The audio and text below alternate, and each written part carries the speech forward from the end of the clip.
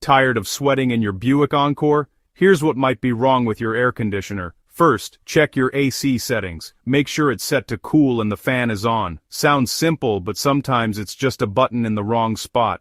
Next, listen for strange noises when you turn the AC on.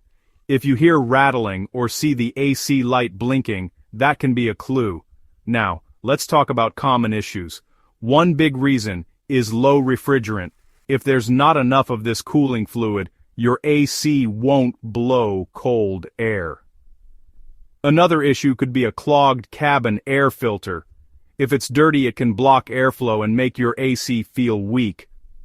Don't forget the compressor. This part pumps the refrigerant. If the compressor is broken or the belt is loose, the AC can stop working. Lastly, check for blown fuses or bad wiring. Electrical problems can stop the AC from turning on at all. If you're not sure, it's always safest to see a mechanic. They can check for leaks, test parts, and recharge your system if needed. So, don't sweat it.